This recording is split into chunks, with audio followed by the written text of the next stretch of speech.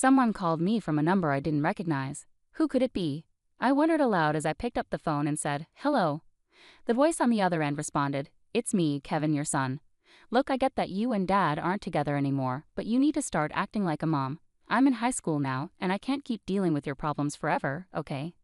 Confused, I asked, "What do you mean? Why are you calling me?" Kevin's tone turned sharp.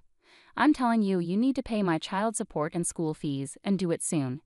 It's because of what you did, cheating and all, and now you're trying to get money from Dad. You're out of your mind." His words made me angry. "Kevin, who is this? I never had any children." "What? Are you kidding me? Are you in denial?" He shot back. "Stop playing games." Kevin must think I'm joking, but I'm serious. Like I said before, Kevin isn't my biological son. About 14 years ago, I was married to my ex-husband for about 3 years. During that time, our relationship didn't change much, and I thought we got along pretty well. We often went out together on our days off. My ex-husband had a busy job that required him to travel for work about half of the month. I knew about this from the beginning, so I wasn't too worried about it. The only thing that bothered me was the topic of children. Before we got married, I really wanted to have kids soon. We both had our own plans and priorities though. Even though I thought having kids was the right thing for us, I didn't want to push him if he wasn't ready. So I was patient and didn't rush him into anything. After 3 years of marriage, my ex-husband hadn't mentioned having children, which started to bother me. Finally, I brought it up one day. "What do you think about starting a family now? 3 years have passed, and waiting longer could make it harder for us to have kids." "Yeah, but work is really hectic right now." "When will it not be hectic?" "Seriously? You've been saying that forever, and we're still in the same place." "I understand work is busy, but if you keep using that excuse, it makes me wonder if there's more going on than just work." "What do you mean by that?" "I haven't done anything wrong," I said, feeling confused. The conversation felt strange. I didn't suspect my ex-husband of cheating, but I was concerned that things might start to seem suspicious. However, his reaction made me think otherwise. He's keeping something from me, I thought to myself. With that in mind, I decided to investigate. As I looked into his words, actions, and his behavior when I questioned him, I discovered the truth about what he was really doing on his business trips. It wasn't just cheating, it was much worse. My husband was living a double life. Half the month he was with me, and the other half he was with another family. The most shocking discovery was that this other family included a child. That child turned out to be Kevin. Did you just call me? Kevin was only about 2 years old then, too young to fully grasp what was happening. It was a situation with mixed feelings, fortunate and unfortunate at the same time. Knowing someone would get hurt, I decided to talk to the other woman later. She seemed to have heard about me from my ex-husband, nodding slightly when she saw me. From our first meeting, she didn't come off as particularly friendly. Amidst the tension, we quickly got to the point. I brought up everything that troubled me, whether it was acceptable for my ex-husband to lead a double life, and whose child Kevin really was. Without any hint of regret, she calmly answered, "Carly," confidently stating she was Kevin's mother. It seemed my ex-husband had kept this a secret from me, but she had no qualms about it. I couldn't help but feel overwhelmed by the situation. Finally, I asked her what her plans were moving forward. "I'm not planning to change anything in my life now. I'm fine with how things are," she replied. "Besides, I don't think he's interested in having more children." "Why do you say that?" "When I told him I was pregnant with Kevin, he didn't seem happy. He said it would have been better if the timing had been different. So my pregnancy was more of an accident. Otherwise, I don't think he would have wanted a child. But he told me he loved kids. Doesn't that mean he wanted a child with you?" She smiled faintly and said, "Isn't that strange? If that were true, why did I, who wasn't keen on having a child, end up giving birth, while you, who wanted a child, didn't even conceive? Can he truly say he loves children?" "Well, I'm sure he said he loved kids, but maybe it was just something he said to impress you. Perhaps he used it as an excuse to get close to you." I wanted to argue, but I couldn't find the words. It felt like she had hit upon something true, and it made me question whether my ex-husband had been sincere about wanting children despite his actions saying otherwise. In the end, I started to believe the other woman was right. I felt powerless, like the best I could do was seek compensation. She seemed calm about it, which only made me feel worse. A few days later, I filled out divorce papers and handed them to my husband, telling him I would also be seeking compensation. He probably heard about it from the other woman. My husband accepted everything without questioning me. What was the point of it all? Why did this man even marry me? There was only one thing I couldn't stop wondering about.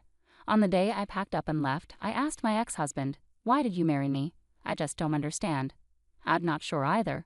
I often wonder why we got married in the first place. If we didn't even know, maybe we shouldn't have." "Yeah, maybe. If we hadn't, you wouldn't have to deal with a divorce now. But hey, you married me because you liked me, right? We both made a mistake. Let's move on to a better life now. Thank you for everything. Same to you. I'll pray that I don't choose someone like you in my next life, I said, and then we got divorced. I became single again, changed jobs, and moved to a different state, aiming for a fresh start. It was a valuable experience for me to approach everything with a new mindset. My ex-husband occasionally contacted me for paperwork, but we never discussed our current lives. Maybe he wasn't interested. He had his own life, and I had mine. About 10 years passed without us keeping in touch. Then unexpectedly, I received a call from Kevin. I was curious about the reason, but it turned out he was asking for child support and school fees. Kevin is the child born from my ex-husband's affair. Naturally, I have no legal obligation to pay, but he wouldn't accept that. Don't you feel ashamed as a mother? If that's the case, then don't have any children, he kept repeating. It was frustrating to hear the same thing over and over. I didn't want to escalate things, so I waited for him to calm down. Finally, after a few minutes, I managed to speak up. Can I say something? There are a few things I need to clarify. How did you get my number? It's obvious. I got it from Dad. Our family hasn't been doing well lately, and things seem strange. Eventually, we couldn't afford tuition and other expenses. Because of that, I had to start working part-time. Dad said it was all your fault. That's when I started hearing different things about you, Mom, that you cheated on Dad and left without fulfilling your promises to pay. Until then, I hadn't asked much about the divorce, but now it all made sense. It's all your fault, he concluded. I see. I finally understood why he was so angry. If what he said was true, any kid would be upset. But my ex-husband had lied to Kevin, and unbelievably, he had turned Kevin against me. Hearing this made me furious. It's a hassle for my ex-husband to reappear in my life now that we're divorced. However, it's also heartbreaking to see Kevin being misled like this. From my point of view, he's a stranger, but I couldn't just ignore the situation and walk away, saying it's not my problem. After remarrying and having children with my current husband, I felt a responsibility as a parent to do the right thing. Kevin, now 16, seemed old enough to hear the truth. Kevin, everything I'm about to tell you is the truth. If you need proof, like a DNA test, I can arrange it. Can you listen to me for now? I asked. Yeah, Kevin replied hesitantly. As I revealed each detail, he grew increasingly agitated. If what you're saying is true, why did Dad have me call you earlier? Kevin asked, confused. Kevin, you mentioned you're working part-time. What are you doing with the money? I inquired. Saving it for me. Our family's been struggling financially lately, and I wanted to help out with debts. High school isn't mandatory anymore, so I don't need much, he explained earnestly. You're such a responsible kid. But have you ever wondered why, with that money, you can't cover your tuition and expenses? Well, sometimes my phone bill payment is late. I think Dad might be short on money. Is he working right now? He's working. He goes to the office regularly. I see. I have a bad feeling about this. Could it be that my ex-husband is using Kevin's money? With that suspicion in mind, I decided to look into my ex-husband's activities once more. Kevin, can you give me about 3 weeks? Haha, sure, that's fine. And please don't tell Dad about what we talked about on the phone, okay? Okay, I won't. So I decided to investigate my ex-husband further. I hired a private investigator and waited anxiously for the results. Some might say I'm going too far, but everything I do is for Kevin's sake. I wouldn't go to such lengths for anyone else. Even if people think I'm crazy, I don't care. Would I abandon a child who looks like he's on the verge of collapsing right in front of me? Absolutely not. I refuse to become that kind of person. Above all, I felt a deep anger towards my ex-husband for deceiving Kevin. Filled with this anger, I waited for the private investigator's report for 3 weeks. When the results finally arrived, I was shocked and furious. It turned out my ex-husband wasn't currently employed full-time. He was working as a temporary worker and had recently been laid off. Instead of actively seeking new opportunities, he was spending his time idly drinking or playing cards. Kevin believed his dad was working because he often dressed in a suit, but the truth was he was unemployed and not actively searching for a job. What angered me most about my ex-husband was how quickly he acted remorseful in front of Kevin. Seeing his dad like that, Kevin felt sorry and willingly handed over all his part-time job earnings. Little did Kevin know, his money was being squandered on gambling and drinking by his father. This situation couldn't be ignored. First and foremost, I needed to take action to help Kevin. With that in mind, I called my ex-mother-in-law, relieved that I hadn't deleted her number from my phone book. Hello. Oh, Ava. It's been a while. How have you been? Long time no see. What's on your mind? Is everything all right? I explained the current situation to my mother-in-law. During my marriage, she and her sister-in-law had been at odds with me. After the divorce, we hadn't kept in touch. However, it seemed she had heard about my divorce and understood that I had moved on with my life, so she wasn't upset at all. I see.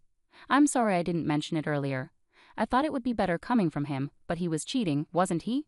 My mother-in-law's voice took on a somber tone.